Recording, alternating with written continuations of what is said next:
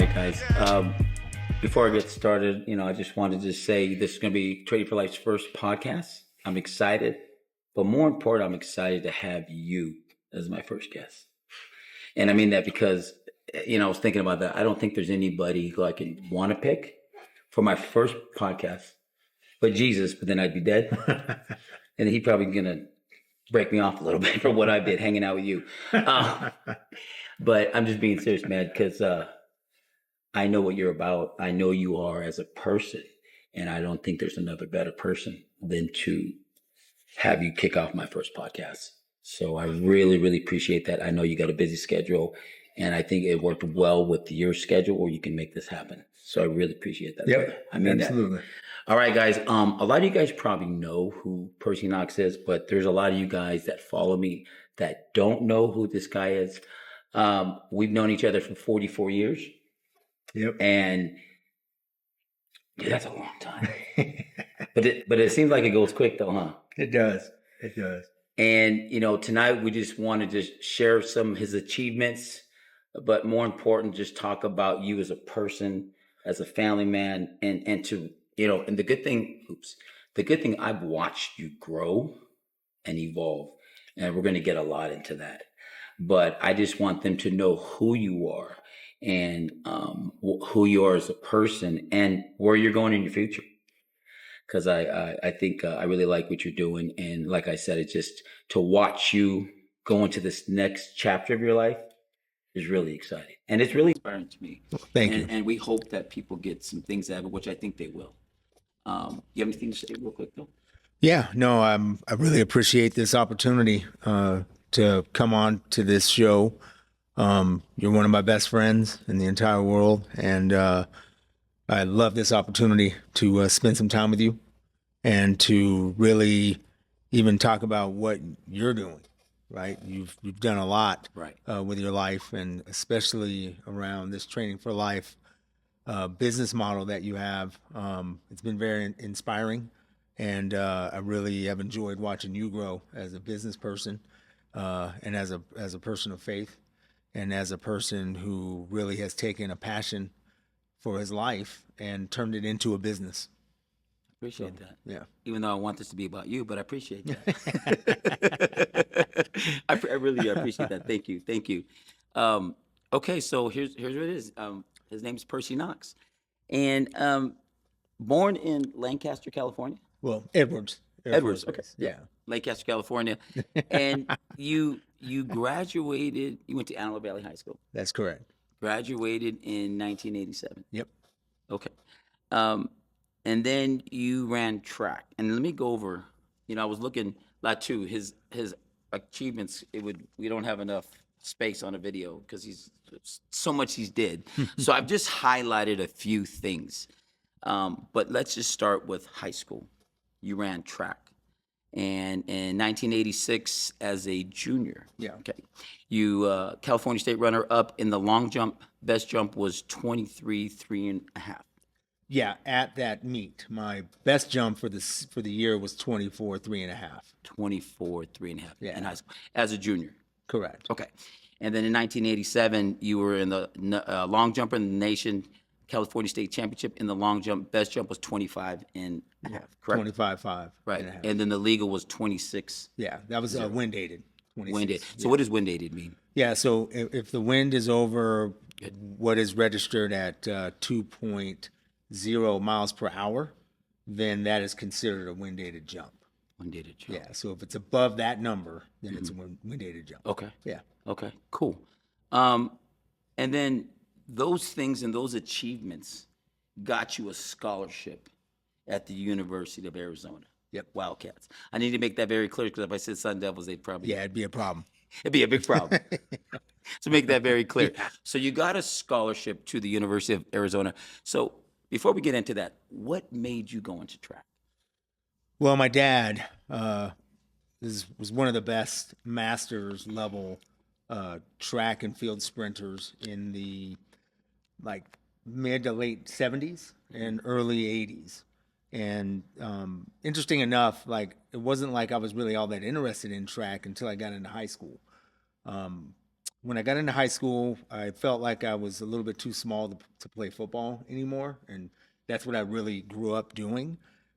But then when I got into high school, I was like, well, I got to play some sports. I said, I guess I'm just going to go out for track and just see what I can do. I had really no idea that I'd end up where I would end up. I just really started to actually do it for fun. I wasn't very fast at all. Wasn't fast enough to run the 100 or the 200. Really? Yep. But hold on. You were on the AV Skateway speed team Yeah. in the relay, and I remember you guys being fast, and everybody you knew in the valley knew that you were fast. At that So you- time, I was fast. Okay, Like when okay. before I hit This puberty, guy was fast. Just was fast.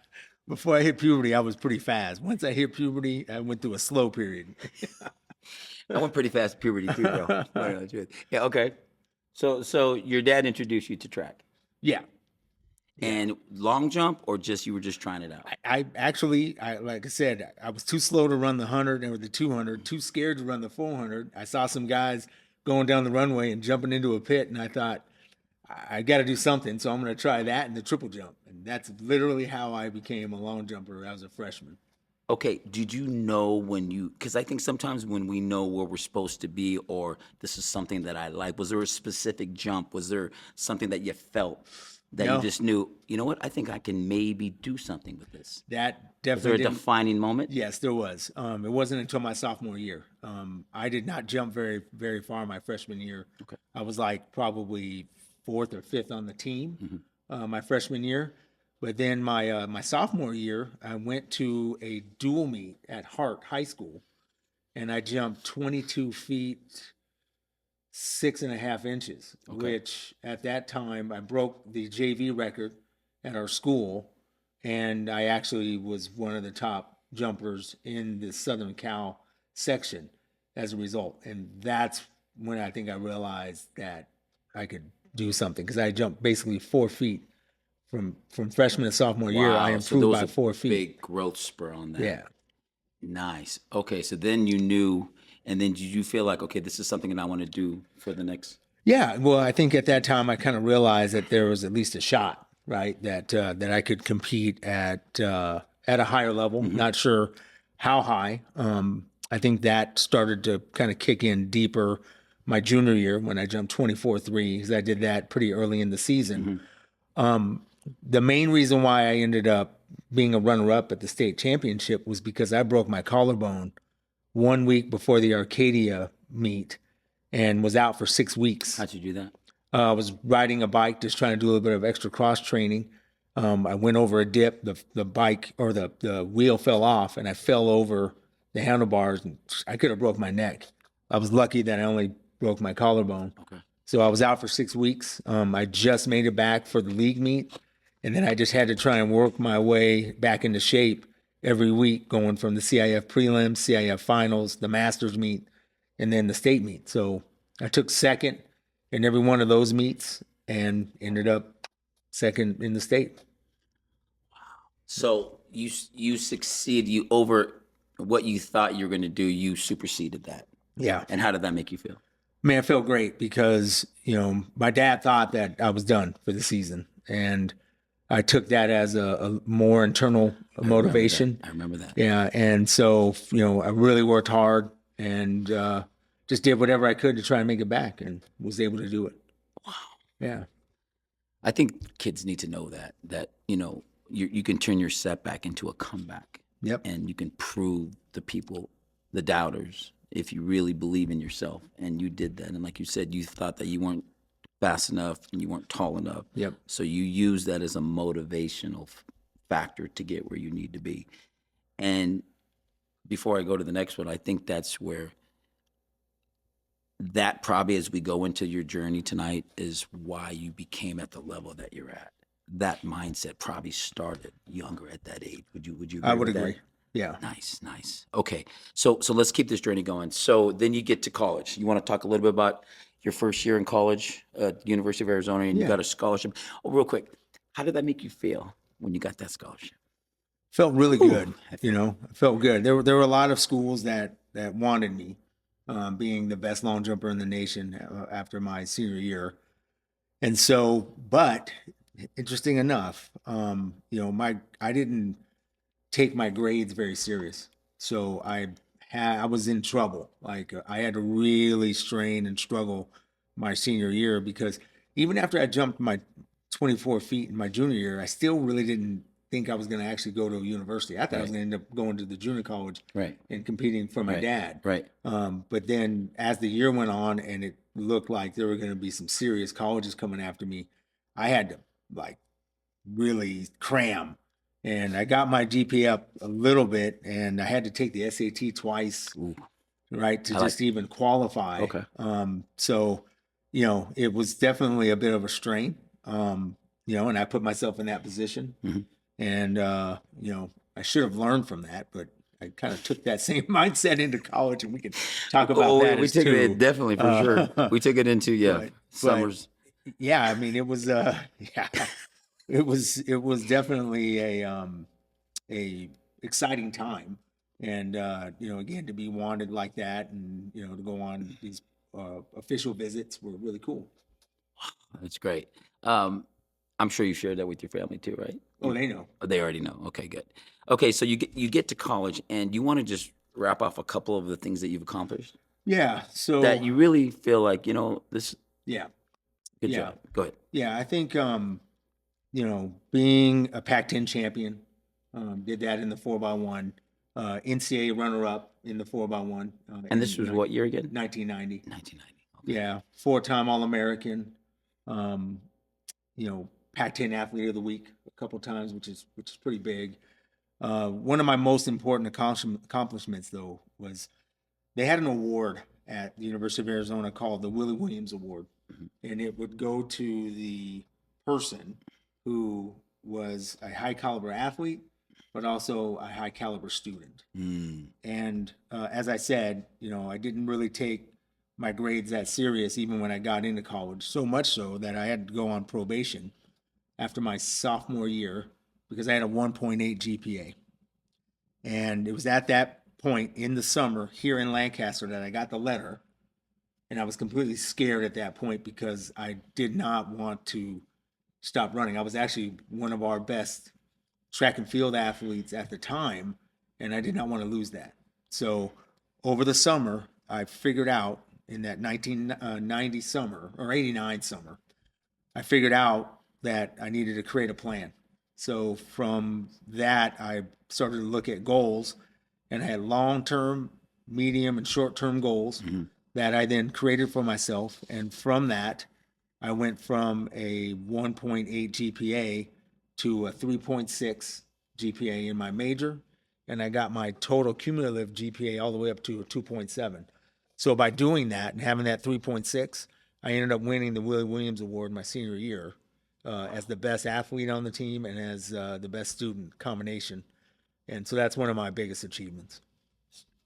You just answered the question I was going to ask you. Now you look back and you look at the physical attributes you do, but you also how you buckled down in the academic, which wasn't your gift. You really had to, and you're proud of that now. As you look back now, I do, and and I think oh kids yeah, need to hear that. I really do. I think kids need to hear that. Sometimes you got to work on your weaknesses yep, and some of the proud things that I'm sure a lot too, and all of us, some of the proud things that we did is not always the gifts that we had, but the things we really had to push through, correct, the grind, the things that we really had to work extra. yep, And now you're talking this, 35 or whatever years later, you're more proud of that than sometimes than your physical achievements. yeah.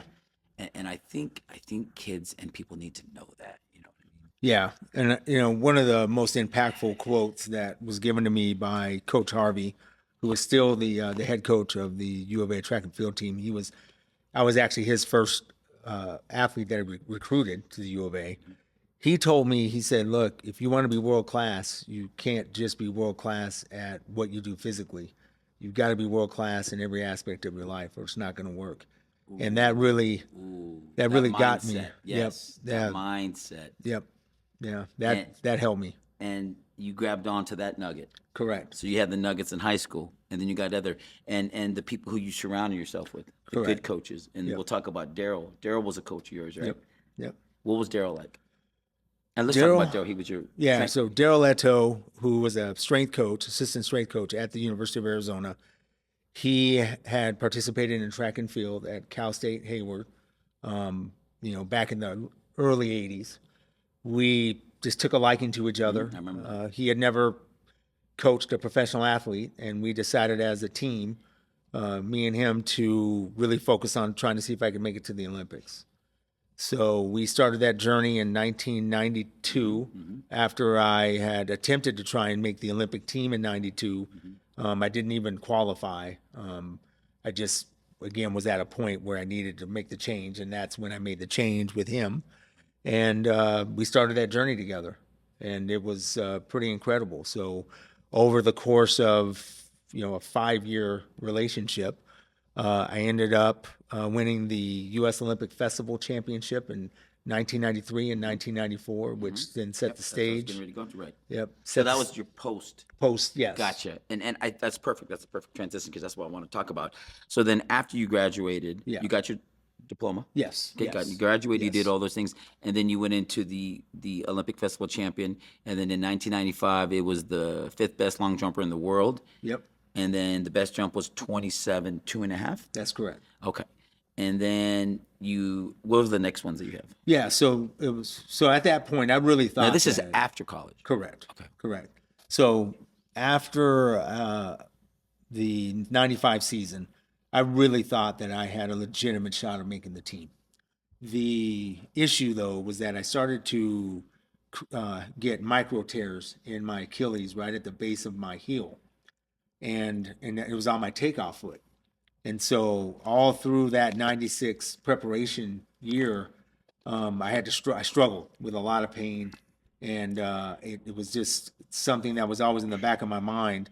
I did everything I could to prepare for the Olympic trials, which were in the summer of 96. For 96 for Atlanta. Correct. And so from that, I ended up, in the finals. Right. I ended up in the top 8. The top 3 make it to the actual Olympics. Right.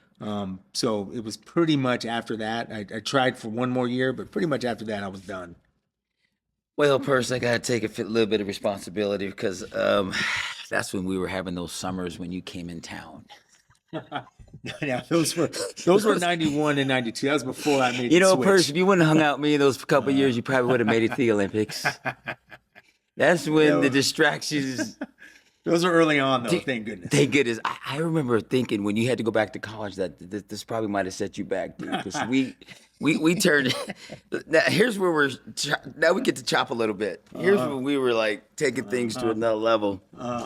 And I mean, how far you want to share about that? I mean, it's just, yeah, man. And I remember when we stayed at my mom's and we had a long night and my mom made us bacon and egg burritos. Oh, yeah. And we were so hungover, man. I remember, oh my God, my mom, if she only knew what we were doing. Those things of now that if you had a chance to do it over again on that, would you do things a little bit different? No. Because, for me, I had worked so hard for so long that I actually told my dad. I told my dad in the summer of, I think it was 90. It was 92, actually. I told him. I said I need to take a break. I needed to take a mental break from everything that I've been doing since high school. But I told him. I said I promise. After I take this break and not worry about trying to train all summer, and Right. I just needed to have some fun with my friends, Right. and to just enjoy being a kid, right, a young Right. adult. And so I told him, I said, let me get through this, and I said, I promise I'll be back and ready to start this quest of trying to make the Olympics And what did he say? in '96. And he said, yeah, Okay. yep. And it was the best thing I could have done, because if I had just kept trying to grind, it just, I don't think I would have had the success I had over that 5-year run. Right. For sure, I wouldn't have. I remember going and watching you run against Carl Lewis, Yeah.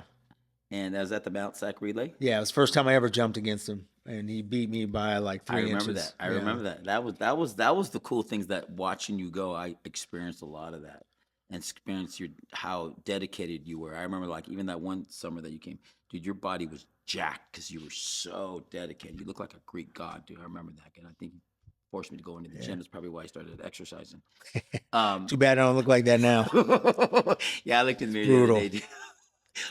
It's not good. Not good. That's part of age, and we'll get to that later. But going back, so your dad was okay with that. Yeah. So now that when you knew you were done, let's talk about that real quick before we transition to the next one. Yeah. When did you know? Okay, I'm done. After the trials, Yeah. is that when you knew that this specific part of your life is done? No, I didn't. It didn't really dawn on me until that summer when I went to Europe. So after the Olympic trials, I still kept trying to find some relief. I was actually doing my own acupuncture. I had my own needles, and I just tried every 3 or 4 days to just try to keep the blood flow going. And it just got to the point where I was spending too much money. I wasn't making any money because I wasn't winning, Okay. or I wasn't placing because Right. I just couldn't jump far enough. And while I was out there just trying to wait for meet to meet and trying to figure remember things that. out, I just said, that's enough. That's enough. Done. So that transition from that into where we're going to go next is once you realize, and I think this is where I kind of want to talk about. When we know one part of our life is done, and the dream or the transition, whether you're an athlete, especially with athletes, or even say parents or say mothers that have this specific goal, and then all of a sudden they might get pregnant or something, they got to do like a 180. That transition can be very challenging. Yeah.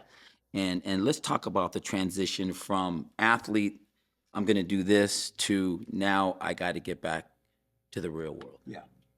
So the way I look at this is a guy by the name of Jim Collins created a book called Good to Great. And in that process of Good to Great, there is a bell curve that he described. And there's chasms that are along this bell curve. Everyone seems to think that life is just, you start kind of low, you go up, you hang for a while, and then you come back down and you die, right? But the thing is that it's not that smooth. It's not that easy. There's chasms that you have to jump over, adjustments that you have to make. So there's an adjustment from junior high to high school. There's an adjustment from high school to college. Why? Because you're starting from scratch. So that's the chasm, is that once you go from, say, high school to college, you've got people that are 3 or 4 years older than you that you're trying to compete against, and you're the young person, and you have to start over. Like, you were the top guy as a senior, now you're the bottom guy as a freshman. So when you come out of college and you get into the real world, that's probably one of the biggest chasms, because especially as an athlete, one of the things that you realize is that you've invested all of your time into being an athlete. Yes. And so when you do that, and physically you cannot do that anymore, it's very hard to adjust, because it's not like you've spent the last 5 years building a business. You have, but it's been your own business. physical Right. business. And that physical business has a dead stop date, right? So then you have to readjust. You have to figure out, now, what am I going to do? What am I going to be? And that was And what was that like? it was very difficult. Let's just Very difficult. about a minute or two, just elaborate on that. Well, when I stopped competing, I decided to move away from Tucson. I didn't want to come back to Lancaster, so I started from scratch in Seattle. And I literally started from scratch. I took a job basically in a boiler room sales position at this sports radio company. I met my future wife there, which was very, very important, and just had such an impact on my life. But I was making $800 a month. That was what I would get as a salary, $800, and everything else I had to make from getting sales. And it was a very, very tough job. I ended up having to get a second job just to try and make the ends meet and figure out what I wanted to do. I knew I wanted to be in sales and marketing, Right. but I didn't have any experience, so I had to start kind of working through different jobs in order to get that experience. So over 5 years in Seattle, I worked a couple of different jobs and ended up working for Paul Allen, co-founder of Microsoft and the Seahawks. Rest in peace. Yeah. Yep. Seahawks owner. He had a company called Apex Learning, and I ended up doing pretty well there. And then an opportunity presented itself for me to come back to Arizona. Yeah. I have that on my notes too. Yeah. So your family life, and I remember I was working in Seattle, and I just got out of Bible school. Remember, and I was there when you met your wife. Yeah. Remember that? That's right. Yeah, I was in Seattle for a couple weeks, Yep. and I remember that, and that was in 1999. No, that was 97. No, 98, 98, yeah, 98, 99. Yeah. And then now you're married. You've been married for how long? 24 years. 24 years. Yeah. And you've got a son, Trey, Yep. and then a daughter, Devin. Yes. So that's a big adjustment from that to the family life. Right. So let's talk about real quick on when you switch pivots to a family life. What was that like? Where all of a sudden you're focusing on just you, and now you got to go we. Yeah. So I was definitely ready to settle down with Ange. And so, you know, we're still living in Seattle, and you know, we were starting to try to have a child at that point. And then I got this opportunity to move to Phoenix. And so with that, we made the move, and then 1 week after settling in, we found out she was pregnant with Devin. So that was a bit scary, only because we had just gotten to Arizona, and we really hadn't settled in, didn't really know a whole lot of people. Like 1 week, it's crazy. Right. So you know that took some adjusting, but you know we figured it out together, and we started this long, you know, very enjoyable process of being, you know, family, you know, and just being parents. And it's been a fun journey. We've had our ups and downs, for sure, Of course. as everyone does. But you know, at the core, we've always known kind of how we wanted to do this together. Was it hard because of the grind that you have your mindset as an athlete to kind of pivot to a family man? Yeah. Yeah. And yes, and those were some. It's hard for all of us, especially Yeah, men. I've made, you know, I've made several mistakes along the way, getting probably way too intense, because that's just to compete, you know, in this world of business. You know, I think Or life. Yeah. Yes. Being at that top tier. Yeah, it's one of those things where if you want to be good, then you really have to dig in. You really have to try to be the best that you can be. And, you know, it's hard trying to be the best parent along with being the best provider. And it's and the best husband. Like, all those things are tough, right? And sometimes some things get sacrificed along the way. And sometimes you have to recognize that things are being sacrificed and try to pull back from other things to try and level things out. I think there's a price. Sorry. There's a price for success. And, you know, we always talk about work balance life, and that sounds good, but that's not always reality. Correct. Either we're given too much of work or too much of personal life, and the bills are not getting paid. Right. So for men, because we're so, and this is where your mindset and the people that are at this level, it's hard to have the work-life balance, and something is going to suffer. Right. Whether it's your health, your family life, or things like that. So that was hard for you. Yeah. Right? And I think it's always going to be hard because, you know, just like in Rocky, you know, Rocky and Apollo, remember when Apollo wanted Rocky to support him in Rocky 4, and he says, we just can't turn that switch off. This is who we are.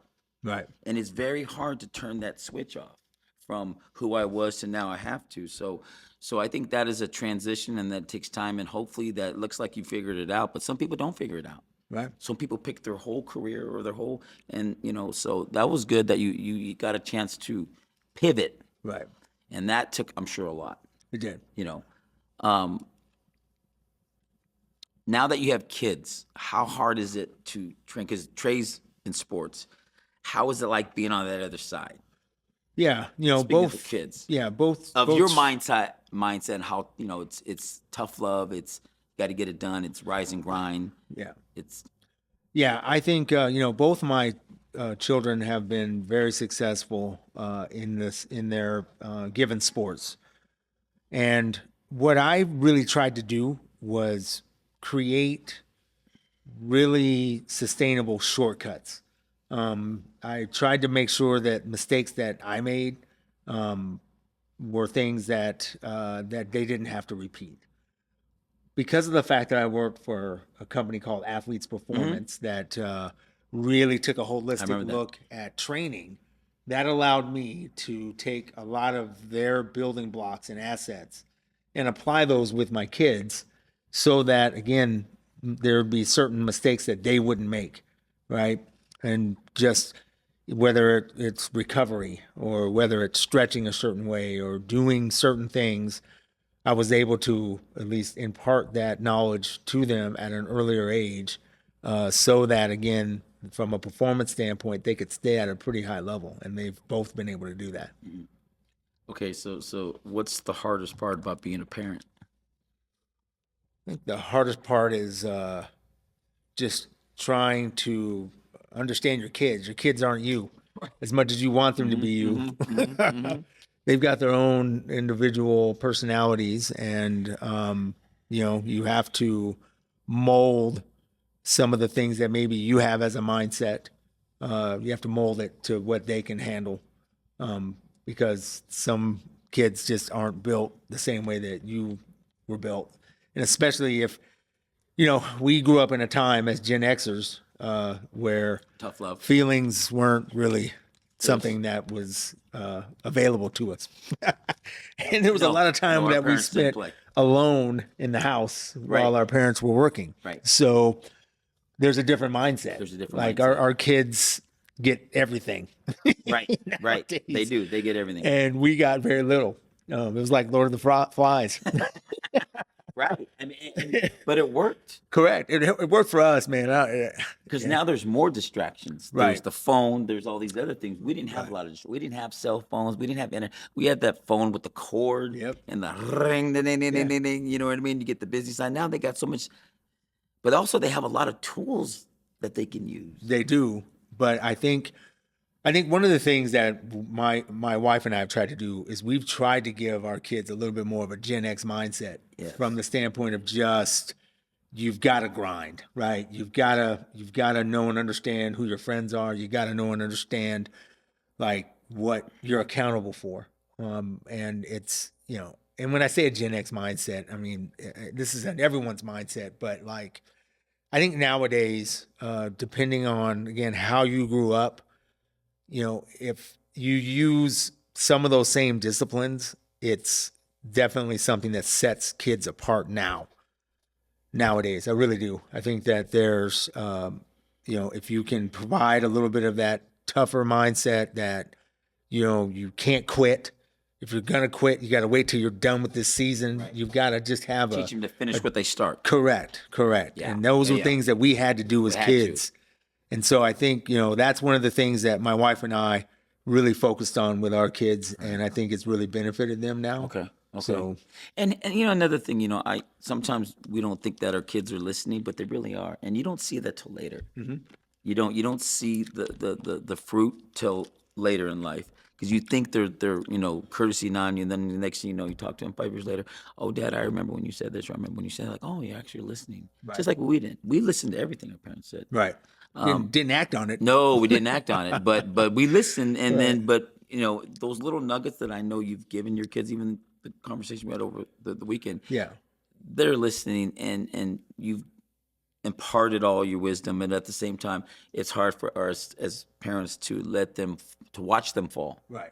It is tough. but we don't learn nothing. We don't learn a lot in our victories. We learn in our failures. We just hope that they don't fall that hard. Right. Like I did, where I had to go to jail and got hooked on drugs and things like that. That you want them to fall, but you don't want them to fall too much. Right.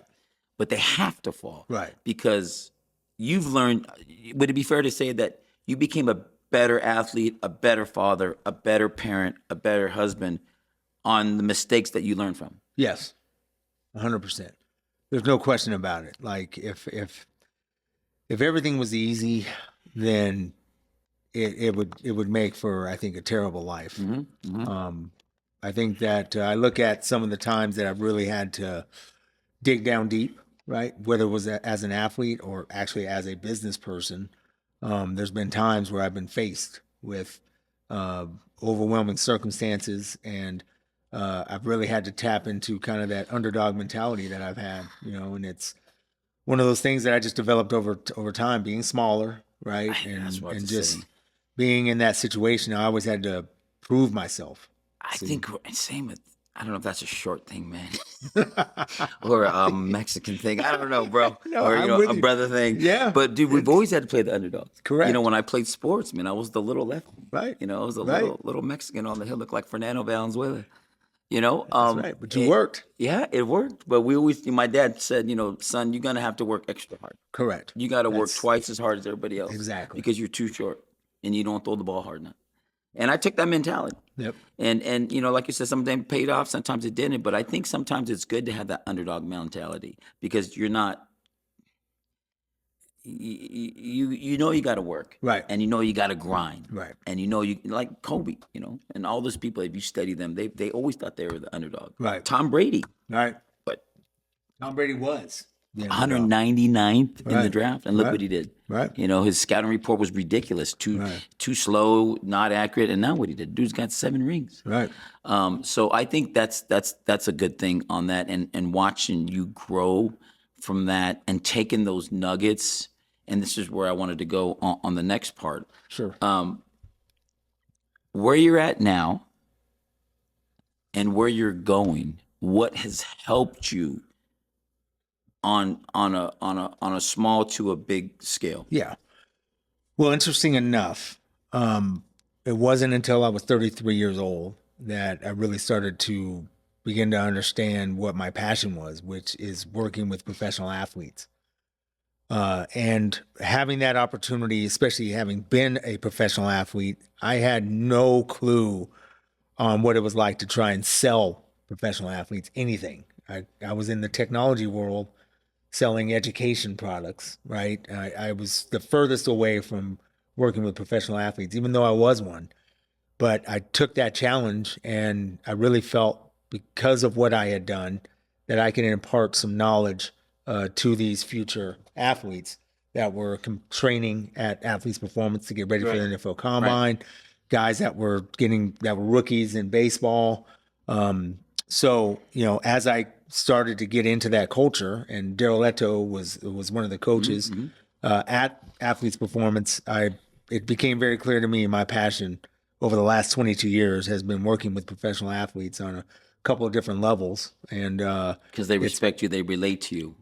yeah, I think over time I've built up a level of trust. This is where I think your gift and why you're here on my first podcast is because your reputation is everything in life. Yep. And your word is your bond. Yep.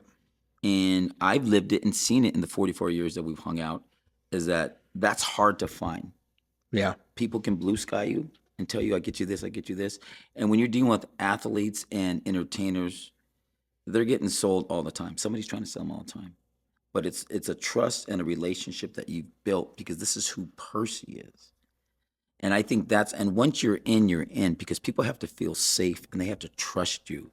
So you knew what you were doing on top of being a good person and who people can trust. Yeah. You know what I mean? Would it be fair to say that? Mm-hmm. Because, go ahead. Yeah, I think it's just being authentic. Yes. When you're an athlete who is dealing with a lot of superficial people, you want to deal with people that you trust and are authentic in what they do. One of the good things for me in being on this side of the world working with professional athletes is that, again, I was a professional athlete and I have been successful at every single level. So there isn't really anything that I need to prove to any one of these people, right? Like I've got a lot of times with the guys I was dealing with, I had better accolades than they did at the time that I met them. So with that being said, like they saw me not as like some guy who doesn't know what he's talking about, like what's he doing? Right. They saw it as like, look, he's a gentleman who understands where we've been, understands where we're trying to get to, and can help. And I think that's the reason why I've been able to do what I've been able to do, and Continue to do what you're able to do. Yeah, and I think I'm a trustworthy person, and when people tell me secrets, I keep them. Right. Yes. Yes. Thank you, Lord, by the way. A lot too. I tell Percy, man, if I die, I want to make sure he goes and checks my phone and clears it, bro. Clears my clear history. He's one of those guys. You're a real one, Percy, and that's so true. And so those are hard to find, whether it's friendship, business, family, ones that you can really. And that's why I look at you as one of my confidants because you're trustworthy and you're everything you said, and then some. Um, the next one is who are your role models right now, Role models right now. or in general? Yeah. Um. Hmm. I really like Nick Saban. Okay. A lot. Like I really wish that my son could have played for him. I don't know if my son had the body would have the Yeah, body yeah. to play for Right, him, right. but and just his mindset. I love all of his quotes. I just love the way that he has approached the game, approached life, and I use a lot of his quotes in a lot of things that I do now. Mike Tomlin is another one who, Oh, from the Steelers. I really like the way he has been able to persevere. The chips have been down for him Yes. a number of times, and he continues to work from the fundamentals. He continues to believe in his guys. His guys believe in him. They will run through a wall for him. Right. So these are guys that I really admire from a fashion standpoint. Since I did fashion for Did 15 fashion, that's years, on your resume? yep, too? with custom clothing. Tom Ford and John Varvatos were two guys that I've really liked. Two different styles completely, but just really like the way that they present their product to the audience. Okay. To the masses. Okay. Carl Lewis was someone who I really looked up to for a Long very jumper, long time. Four Yep. gold medal in 1984. Yep. He's the main reason why I started to run track. Okay. My dad took me to the '84 Olympics and we saw the 100-meter final, Okay. and I was completely blown away. Funny thing is I had a GQ book magazine, and he was on the cover of it.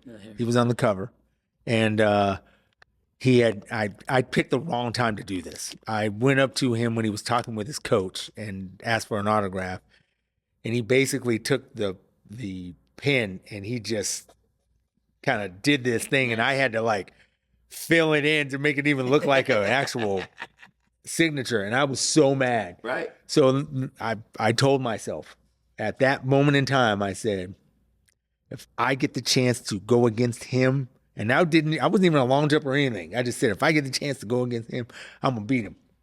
I was so mad. That was personal. And I was 14 years old. Because he gas faced you. Yeah, I was 14 at the time. I wasn't even running track at the time. Wow. So so the opportunity came, and I came real close to beating him when I got the chance. But by that time, I was already over Yeah, it. you're over there. Yeah. Yeah. Wow, dude. Okay, so Yeah. anybody else? Let me think. No, I think that's probably it. Okay. Yeah. Okay. So now on our second part, because we're going to be 55 here this year, double nickels. Yep. When you're having bad challenges in life, where do you go? My source is always since high school, and especially after college, Jesus Christ, my Lord and Savior. And there's been so many times where I've really had to rely on Him and humble myself, and just let the chips fall where they fall based on my trust in Him. And that's where I always end up. As you get older, does that become more and more? Yeah, As we start thinking about our mortality, as we get older, and at this stage, our parents, if you're in your 50s and your parents are still alive, yeah, chances are they're in their 70s, 80s, and even sometimes 90s. Yeah. And we've probably lost some people if you're at this age. And I know that's where I'm at now, where I start thinking about mortality. You know, me losing my brother, you losing your brother, and then you start losing loved ones. We find people that pass away in high school. Yep. Makes us think now more of our mortality. And do you think that you've always believed in Jesus and you've always believed in your source, but you think that becomes more and more now as you get older? Yeah, it Because we does. know that we're not invincible. Yeah, it's becoming very, very clear that things are starting to break down. Yes. Um, Like my knees and my yeah, back yep, and my L4. yep, all that. So I think that especially if you're able to watch your parents start to kind of get older and deal with the struggles of different types of diseases and things, it becomes very real that you're going to end up there. And it sucks to think about it, but it is true. Your body's only built Yes. to stay alive for so long, Yes. and things are going to break down. So seeing it happen to your parents, is it's a rude awakening.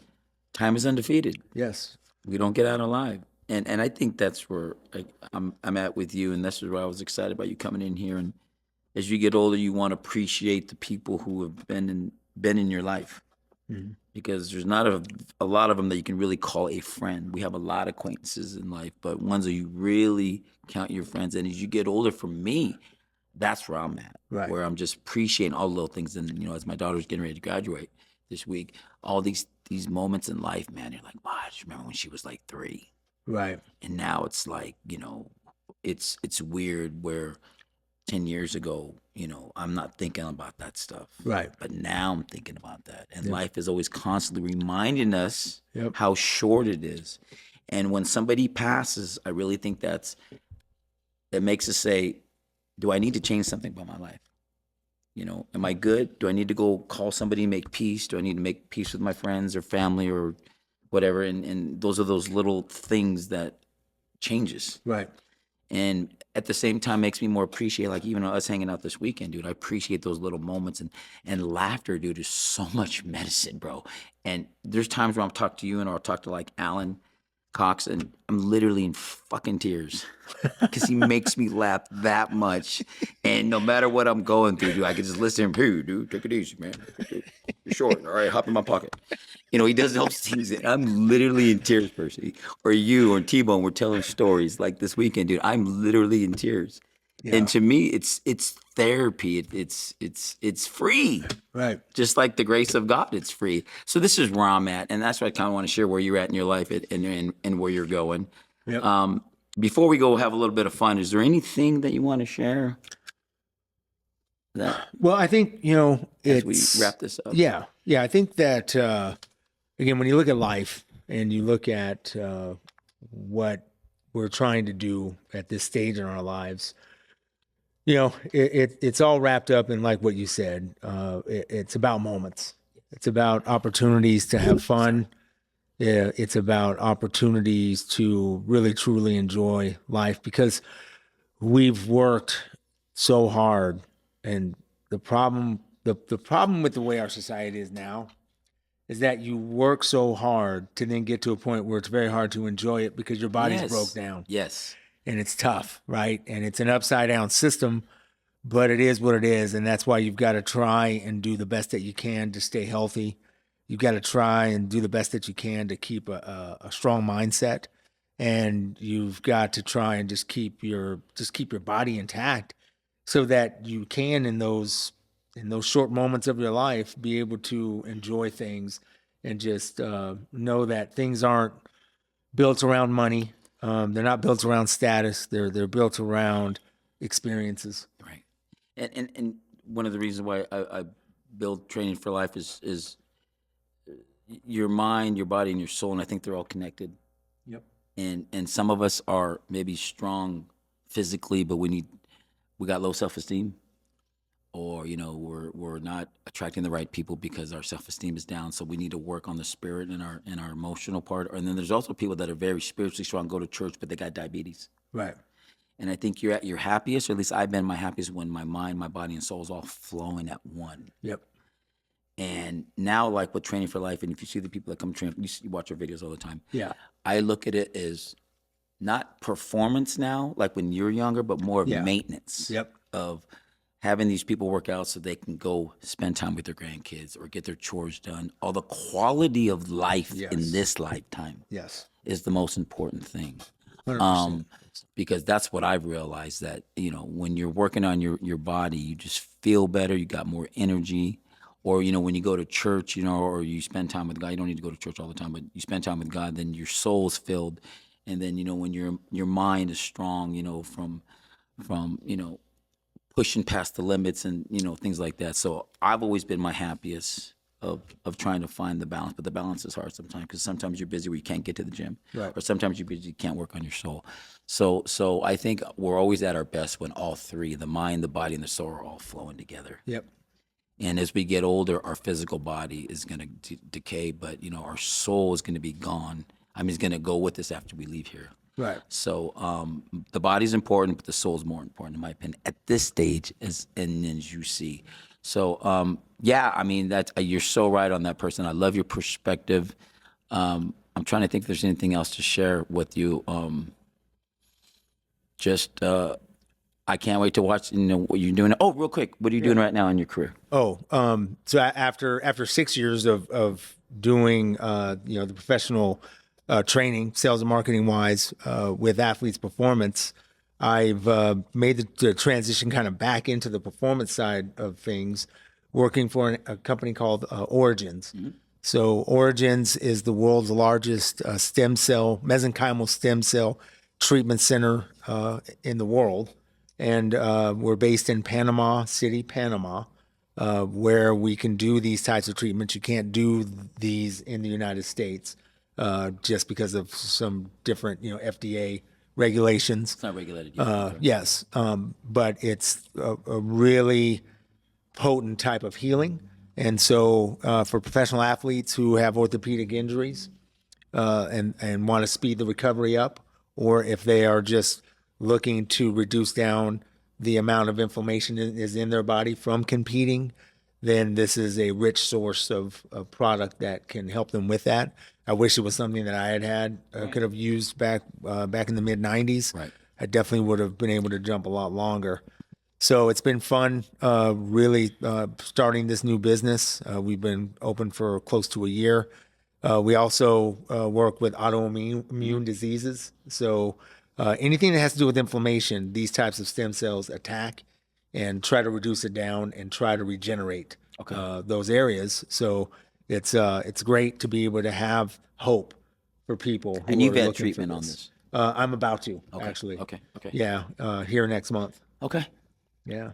And you're still with the same, you're still doing, because now, watching you, and like I said, seeing the people you've worked with, the celebrities, the athletes, you're still in that same business, huh? Yeah.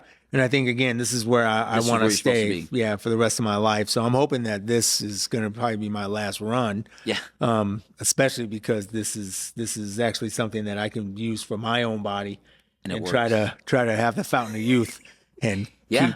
keep it moving for another 30 or 40 years. Right. So if I can do that, then I'm good. Nice. That's okay. 1 minute, because I know we're almost running out of time. 1 minute on being an entrepreneur, being your own boss, like we talked about this earlier or yesterday, to working the 9 to 5. Why did you end up taking that risk? I think I've always gravitated towards that type of mindset. I've never really been a bureaucracy guy. I've never been really one of those corporate guys. I've always loved being a part of something that's new and fresh and doesn't have a lot of regulation and doesn't have a lot of standards and things. So when I got to Athletes Performance, they had only been in business for a year. When I was with Elevate, they had been in business for 5 years, but they had a much more of an entrepreneurial mindset and didn't have a bunch of rules and regulations. And then now at Origins, same kind of thing. We're starting from the ground up. It's frightening at certain levels, just because you're trying to work through the upside downs of investment into the company while trying to make money. But that's also exciting, at least to me. And so, but me having the freedom to do what I want to do and how I want to do it, and having my own structures is what I have to be able to do to be successful. And not everybody's wired that way. Correct. There's people that just, they want that stability, which I totally understand. Yeah, nothing wrong with that at all. They want that check. And I totally, there's other people that feel like, yeah, that I can, it's worth the risk. Yeah. Sometimes it is, sometimes it isn't. So Correct. you really got to do your research before you go into something like that. And it's Correct. been awesome to watch you achieve from this job to another career and still be successful in that. And I think it's always been your mindset, your grind that you probably learned when you were younger in playing sports, because sports teaches you so much about yourself, accountability, camaraderie, how to work with people. And I think all those things of combinations, and then your faith, and then taking care of your health where you're physically in a good spot to go do these things. Because I know if I'm not working out, I'm going to be cranky in class. I'm going to do all these things. So, you know, you've covered all the bases of you working on your mind, your body, and then your soul, and look where you're at now. And, you know, as we wrap this up, you know, now that we've talked about everything, what would you tell your 18-year-old self? You marinate on this when I send you the text? Yes. Yeah. So my dad told me at a very early age that I needed to take care of my calves and my Achilles. And I did not do that. And I would love to have tell my 18-year-old self, will you please Take care of listen the to your calves. dad? You got that, guys? Take care of and your calves. stretch much more than I did, Okay. because that was a big part of the reason why I had to stop. So other than that, you know, I think that, you know, I know I would tell my 18-year-old self to take studying and having a plan and an approach earlier than doing it at 21. I would do that. I would tell my 18-year-old self to have a plan. Have a plan. Have a better plan. Yeah. And I'm sure you impart that to your kids. Yeah. Okay. Yeah. And the last one before we wrap it up, how do you want to be remembered, Purse? I think I just want to be remembered and have a legacy of someone who tried to help people as much as I could. And to just know that I tried to be there for people and just help, and that I was a guy that people could respect, that people could know that my word was my word, and that, you know, I would do my best to try to be my best. You know, me and you don't have plan on going anywhere anytime soon. I think we got some long shelf life, you know, as long as we take care of our body. But I think how you're going to be remembered to your friends and to your people who you really care about is a person of loyalty. I remember, you know, when you would invite me to these places when there's a bunch of celebrities and high profile people, you know, you always treated me like one of them, and you always put me at the table with them. And I think that's, you know, I was a nobody, you know, and you didn't treat people like, if they're your friends, you treat them like they're a Denzel Washington. Well, you're never a nobody. Well, you've never been a nobody to me, and that's why I didn't treat you any different than myself. Right. Yeah. And it just whoever's your friend, and not even your friend, you treat everybody the same. And I think that's one of the things that I love about you, and the people who know you love about you, that anybody you come in contact with. And that, you know, we don't like to, you know, sometimes, you know, when people pass away, you know, you have all these flowers, you know, at the funeral. You know, I just want to make sure that I give you your flowers, and the people in my life their flowers before they ever pass, even though we're not going anywhere. Right. We're not going anywhere, brother. All right. But I want you to get the flowers from me. And I know I'm speaking on behalf of the 5 guys that we all hang out, the 4 guys that we all hang out with, that we appreciate you. We love you. And I can't wait to continue to watch you grow in this next thing. Yeah. And I really mean that, brother. Yeah. And I say it, and I feel the same way. I look forward to seeing you grow with this podcast process that you're working through. And I think it's awesome. New. It's new. I'm trying to get used to the headphones and probably teaching the class and trying to jump in this afterwards. Yeah. And that's okay. I think your But message, I got to let you helping me out. Right. Yeah. 'Cause you can't do it alone. Absolutely. Yeah. Absolutely. And I think what you're focused on doing here is something very magical. And I think that there's a lot that we can learn from you and the guests that you're going to have on coming coming up in the next, Yeah. few months here. I'm excited about it, guys. So I just look forward to seeing how this goes for you. I appreciate that. I really do. Latu, you got anything? Latu's like, listen, I've been taking 2 classes, bro. I need to go. I got to get ready for the wedding. Congratulations, Latu, the guy behind the scenes right now, is getting married in less than a month, and he's on it. So Latu, congratulations. Thank you for all your help, bro. All right, man. I think that's it, guys. I'll be putting this out here soon, and then we'll be talking about our next guest. But thank you, my brother. I love you, man. Thanks. I know you're tired. We're tired. But I really, really appreciate you, man. Not only as a person, but as a friend. And I love you, bro. I love you too. All right, guys, we're signing off. Thank you so much. Peace.